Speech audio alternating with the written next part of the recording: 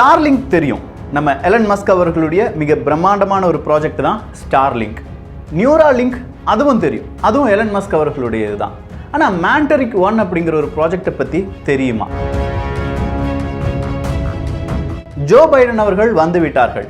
23 members அடங்கிய ஒரு transition டீமை அறிமுகம் செய்கிறார்கள்.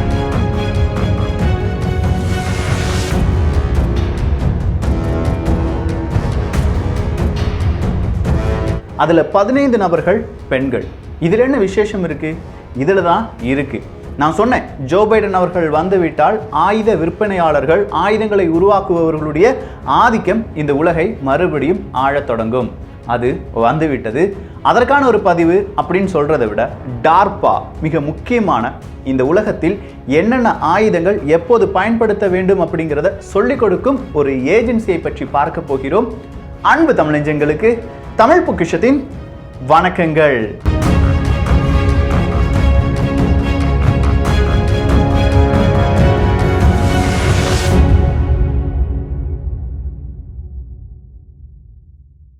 டாபிக்குள்ள போறதுக்கு முன்னாடி, துப்பாக்கியிலிருந்து ஒரு குண்டு வெளியில வருது.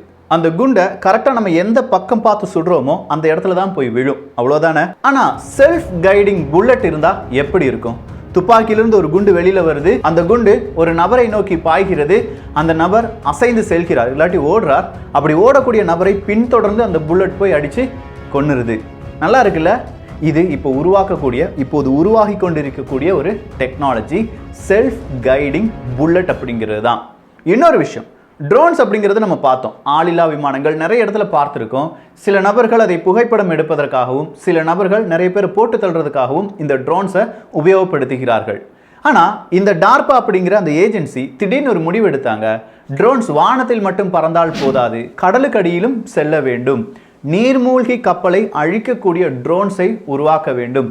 உருவாக்கி கொண்டிருக்கிறார்கள். மனிதன் அப்படின்னு சொல்லும்போது மனிதனை ஹேக் பண்ண முடியுமா? ஒவ்வொரு வருடமும் 2 பில்லியன்லேருந்து 3 பில்லியன் அளவுக்கு தொகையை டார்பா அப்படிங்கிற ஒரு ஏஜென்சி செலவழித்து கொண்டிருக்கிறார்கள் மனிதனை ஹேக் பண்ணுறதுக்கு. இந்த மனிதனை ஹேக் பண்ணுறது அப்படின்னு சொல்லும்போது அதை ஒரு ஆண்ட்ராய்டு சிஸ்டமாகவோ இல்லாட்டி ஒரு ரோபோட்டோ கன்வெர்ட் பண்ணுறதுக்கு கிடையாது. சாதாரண மனிதர்களுடைய டிஎன்ஏல பலவிதமான இன்ஃபர்மேஷனை சேர்த்து அந்த இன்ஃபர்மேஷன் வழியாக ஒரு சூப்பர் ஹியூமன் பீயிங்கை அவங்க கிரியேட் பண்ண ட்ரை பண்ணிட்டு இருக்காங்க. 90% இந்த ப்ராஜெக்ட் சக்ஸஸ் ஆனதாக சொல்கிறார்கள். ஸ்டார்லிங்க், நியூராலிங்க் அப்படிலாம் சொல்லும்போது நான் வேறொரு வார்த்தையும் சொன்னேன், மேண்டரிக் 1 என்பது தான். இந்த மேண்டரிக் 1 யார் செயல்முறைப்படுத்த போகிறார்கள் என்று கேட்டால் அமெரிக்க அரசாங்கம். 2021 வருடம் முதல் செயற்கைக்கோள் விண்ணில் செலுத்தப்படும்.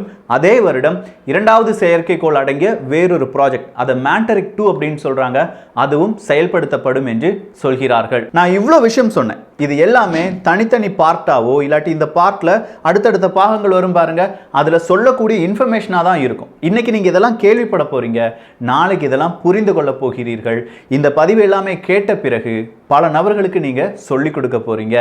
சரி, அப்படின்னா முதல் விஷயம், ஜோ பைடன் அவர்களுடைய அந்த ஆட்சி, அதாவது டிரான்சிஷன் டீம் அப்படிங்கிற ஒரு டீம் 23 நபர்களை அறிமுகம் செய்தார்கள் அப்படின்னு சொன்னோம். அதில் 15 பெண்கள். ஆனால் இந்த 23 நபர்களில் 8 நபர்களுக்கு யார் மிகப்பெரிய அளவில் பொருள் உதவியும் பண உதவியும் செய்கிறார்கள் என்று கேட்டால் அவங்க வேறு யாருமே கிடையாது, அமெரிக்காவை சார்ந்த பல நாடுகளில் இருக்கும் ஆயுத விற்பனையாளர்கள், உற்பத்தியாளர்கள் அப்படின்னு சொல்லலாம். அதில் முதல் விஷயம், இந்த உலகத்தில் ஆயுதங்களை விற்பதும் வாங்குவதும் அப்படின்னு சொல்றதுக்கு முன்னாடி இந்த உலகத்தில் என்னென்ன எப்போது நடக்க வேண்டும் அப்படிங்கிறது சொல்லிக் கொடுக்க வேண்டிய சில அமைப்புகள் இருக்கு. அதாவது இப்போ இந்த இடத்துல நீங்க போர் பண்ணலாம், இந்த இடத்துல நீங்க போர் பண்ணினா உங்களுக்கு இவ்வளவு இழப்பு வரும். இதை எப்படிலாம் அவங்க செய்வாங்கன்னா, ஒருவேளை அவங்க நிறைய ரிசர்ச் பண்ணுவாங்க, இன்னொரு இடத்துல நிறைய போல்ஸ் சர்வே வைப்பாங்க. அதுல நீங்க ரேண்ட் அப்படிங்கிற சில அமைப்புகள்லாம் கேள்விப்பட்டிருப்பீங்க. அதுல முக்கியமான 2 அமைப்புகள் இருக்கின்றன. ஒன்னு CNAS அப்படின்னு சொல்லுவாங்க, இன்னொன்னு CSIS அப்படின்னு சொல்லுவாங்க. இந்த CNAS இருக்கட்டும், அப்படி இல்லைனா CSIS இருக்கட்டும், இந்த 2 அமைப்புகளுக்கு யார் மிகப்பெரிய அளவில் பண உதவியை செய்வது அப்படின்னு கேட்டிங்கன்னா அமெரிக்காவினுடைய டிஃபென்ஸ் டிபார்ட்மெண்ட் தான். ஸோ அமெரிக்காவினுடைய டிஃபென்ஸ் டிபார்ட்மெண்ட் வழி நடத்தக்கூடிய 2 விதமான அமைப்புகளை பற்றி பார்க்கிறோம். அதில் முதல் அமைப்பு CSIS, அதனுடைய full form center for strategic and international studies என்பது தான். ஸோ இன்டர்நேஷ்னல் லெவலில் ஸ்ட்ராட்டஜிக்காக இருக்கட்டும், இல்லாட்டி ஆர்மி, உள்நாட்டு அரசியல், பலவிதமான உளவு அமைப்புகள், இதை பற்றியான ஸ்டடியும் அதில் எந்தெந்த ஆப்ரேஷன் செய்ய வேண்டும் அப்படிங்கிறத மிக பெரிய அளவில் படித்து பல நபர்களுக்கும், குறிப்பாக அமெரிக்காவினுடைய டிஃபென்ஸுக்கு சொல்லிக் கொடுக்கிறதே இந்த CSIS நிறுவனத்தை சேர்ந்த, இந்த அமைப்பை சேர்ந்த நபர்கள் தான். இந்த நபர்கள் பெரிய அளவில் கல்வியாளர்களாக இருப்பாங்க, சயின்டிஸ்டாக இருப்பாங்க, பல நாடுகளில் வேலை செய்யும் நபர்களாக இருப்பார்கள். ஸோ இவங்களுக்கு யார் பண உதவியை கொடுப்பார்கள்? இவங்க செய்கிற ரிசர்ச்சுக்கு இல்லாட்டி இவங்க செய்கிற வேலைக்கு யார் பண உதவியை கொடுப்பார்கள் அப்படின்னு கேட்டிங்கன்னா, இந்த உலகத்தின் நம்பர் 1 ஆயுத உற்பத்தியாளர்கள் அப்படின்னு சொல்லலாம். ஏன்னா அவங்க இந்த ஆயுதங்களை உற்பத்தி செய்பவர்களுக்கு தான் இது தேவை. எந்த நாடு ரொம்ப வீக்காக இருக்குது, அந்த நாட்டை அழிக்க வேண்டும் என்றால் எந்தெந்த ஆயுதங்களை தயாரிக்க வேண்டும். ஸோ அதற்கு சிறந்த உதாரணமாக இந்த CSIS நிறுவனத்திற்கு, இந்த அமைப்புக்கு எந்தெந்த நிறுவனங்கள் அவங்களுடைய பண உதவியை செய்திருக்கிறார்கள் அப்படின்னு கேட்டிங்கன்னா, நார்த்ரோப் கர்மன், போயிங், லாக்ஹீட் மார்டின், ரேத்தோன் போன்ற பல நிறுவனங்கள். இதில் த நார்த்ரோப் குரூமன் அப்படிங்கிற ஒரு நிறுவனத்தை பார்த்தோம்ல, அதில் மட்டும் கிட்டத்தட்ட 90,000 நபர்கள் வேலை செய்கிறார்கள். ஒரு வருடத்தில் அவங்களுடைய டேர்ன் ஓவர், அவங்களுடைய லாபம் கூட நீங்கள் வச்சுக்கோங்களேன், 30 பில்லியன் அமெரிக்க டாலர்.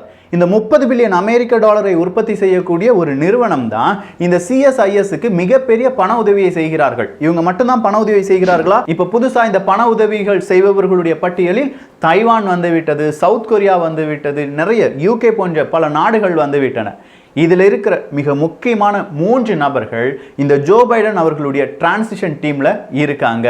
அது யாரெல்லாம் அப்படின்னு கேட்டிங்கன்னா, கேத்லின் ஹிக்ஸ், ஆண்ட்ரூ ஹண்டர், மெலிசா டால்டன் அப்படிங்கிறவங்க தான். அடுத்ததா இந்த CNAS பத்தி தெரிந்து கொள்ளலாம்.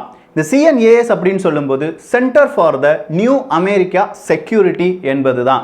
ஸோ இந்த CNASல இருந்து யாரெல்லாம் இந்த டிரான்சிஷன் டீம்ல இருக்காங்க அப்படின்னு கேட்டிங்கன்னா, சசன்னா ப்ளூம் மற்றும் எலி ராட்னர் என்பவர்கள். இந்த அமைப்புக்கும் பல நாடுகளும் பல ஆயுத உற்பத்தியாளர்களும் அவங்களுடைய டொனேஷனை கொடுக்குறாங்க. அதில் இருக்கிற மிக முக்கியமான 2 நபர்கள் தான் டிரான்சிஷன் டீம்ல வந்திருக்காங்க. அடுத்ததா எந்தெந்த நாடுகளில் எவ்வளவு அணு ஆயுதம் இருக்கு, இந்தியாவா இருக்கட்டும், அமெரிக்காவா இருக்கட்டும், சீனாவா இருக்கட்டும், அங்க நடக்கிற உள்நாட்டு பிரச்சனை என்ன, அந்த உள்நாட்டு பிரச்சனையில் எந்த அரசாங்கத்தின் மீது தவறுகள் இருக்கிறது, இப்படி எல்லா புள்ளி விவரமும் அப்படி அக்யூரேட்டா வைத்திருக்கும் ஒரு அமைப்பு இருக்கிறது. அந்த அமைப்பின் பெயர் தான் RAND, ரிசர்ச் அண்ட் டெவலப்மெண்ட் அப்படின்னு சொல்லுவாங்க. இந்த RAND கார்பரேஷனுக்கு யார் மிகப்பெரிய அளவில் பண உதவியை செய்வார்கள் அப்படின்னு கேட்டிங்கன்னா, அமெரிக்க அரசாங்கம், டார்பா.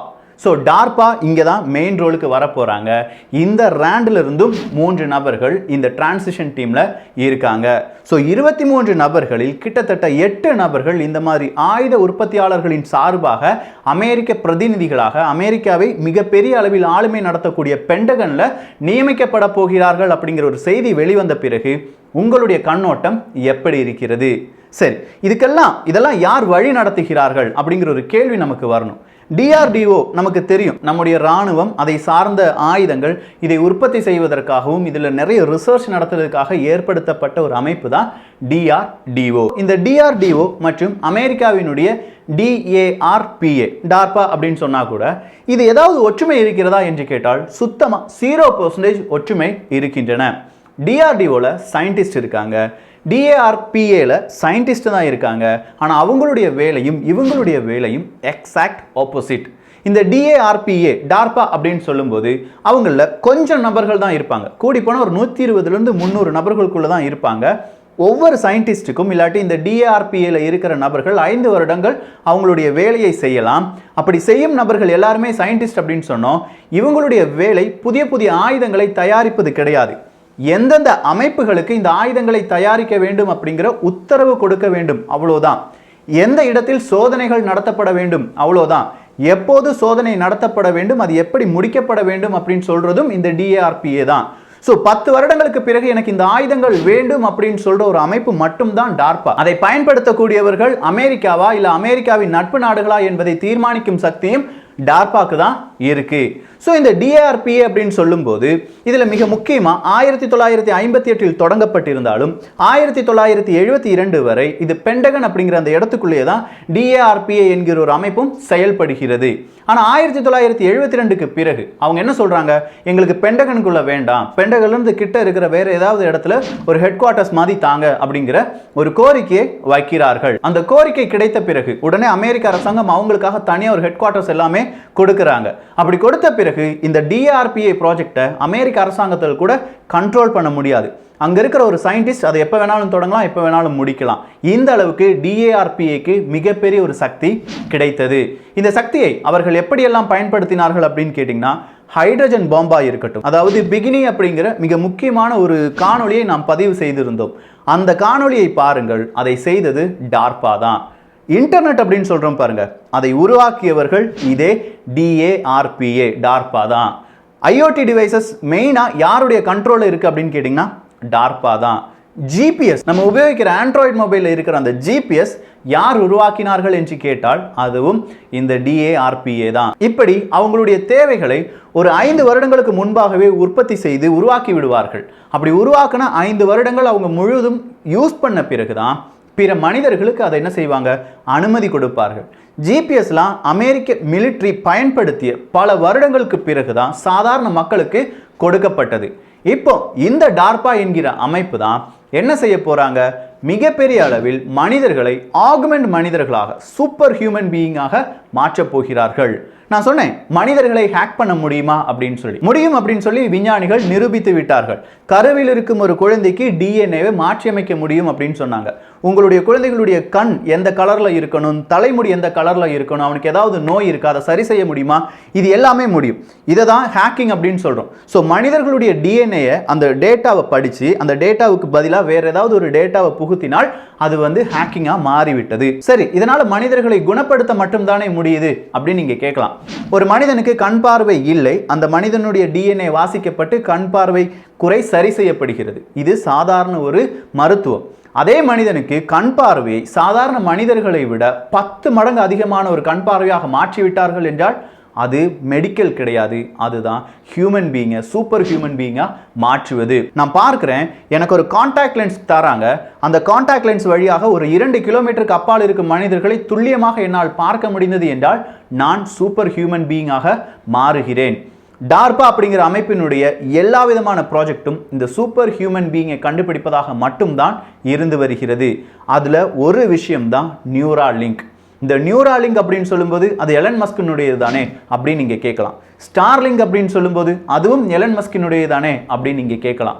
இதெல்லாம் பேசிக்கான சில விஷயங்கள் மனிதர்கள் நம்புவதற்காகவும் கொமர்ஷியலா சில விஷயங்களை செய்வதற்காகவும் துருப்புச்சீட்டாக எலன் மஸ்க் அவர்கள் பயன்படுத்தப்படுகிறார்கள். இதற்கு பின்னால் மிகப்பெரிய ஒரு கட்டமைப்பு, ஒரு கனவு இருக்கிறது. அந்த கனவு யாருடையது அப்படின்னு கேட்டீங்கன்னா டார்பாவினுடையது. ஸ்டார்லிங்க் இன்டர்நெட் மட்டும் தான் கொடுப்பதற்கு பயன்படுத்தப்படும் அப்படின்னு சொல்லி எலன் மஸ்க் அவர்கள் சொல்கிறார்கள். மூளைக்கு மூளை எந்த கிராமத்துக்கு போனாலும் உங்களுக்கு சேட்டலைட் வழியா இன்டர்நெட் கிடைக்கும் அப்படின்னு சொன்னாங்க. ஆனா மேண்டரிக் 1 மேண்டரிக் 2 வெறும் இன்டர்நெட்டுக்காக மட்டும் கிடையாது, அதிநவீன பிட்பாஸ் வழியாக. பிட்பாஸ் அப்படின்னு சொல்லும்போது பிக் பாஸை விட ரொம்ப கொடூரமான ஒரு வில்லன் அப்படின்னு சொல்லலாம்.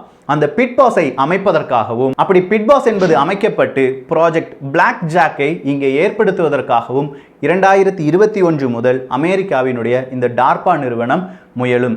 அது என்ன ப்ராஜெக்ட் பிளாக் ஜாக், பிட்பாஸ், இதெல்லாம் கேள்விப்படாத பெயரா இருக்குல்ல. சின்னதாக ஒரு ஹிண்ட் மட்டும் தரேன். பிட்பாஸ் அப்படின்னு சொல்லும்போது ஒரு சிஸ்டம், அந்த சிஸ்டம் நிறைய சேட்டலைட்டை இன்டர் கனெக்ட் பண்ணும். அப்படி இன்டர் கனெக்ட் செய்த பிறகு அந்த சேட்டலைட் இருக்கிற டேட்டாவை எல்லாம் பிட்பாஸ் ரீட் பண்ணும். எங்க பேஸ் ஸ்டேஷனுக்கு அனுப்பாமையே விண்வெளியில் இருக்கும் டேட்டா விண்வெளியில் வச்சு ப்ராசஸ் செய்த பிறகு அந்த டேட்டா யாருக்கு புவியில் பூமியில் தேவைப்படுகிறதோ அவர்களுக்கு கரெக்டாக அக்யூரேட்டாக அனுப்பும். சரி, இதில் ஏதாவது ஒரு சேட்டலைட் செயலிழந்து விட்டது என்றால் இந்த பிட்பாஸ் அந்த சேட்டலைட்டுக்கு பதிலாக வேறொரு சேட்டலைட்டை நிலைநிறுத்தும். இதில் மனிதர்களுடைய உதவி என்பதே தேவையில்லை. இது ஏன் நான் சொல்கிறேன்னா, நாளைக்கு விண்வெளியை ஆளப்போவன் தான் இந்த உலகை ஆளப்போகிறான் அப்படிங்கிறது நமக்கு தெரியும். சீனாக்காரனோ ரஷ்யாக்காரனோ ஒரு சேட்டலைட், அமெரிக்காவினுடைய ஒரு சேட்டலைட்டை சுட்டு வீழ்த்துவார்கள்.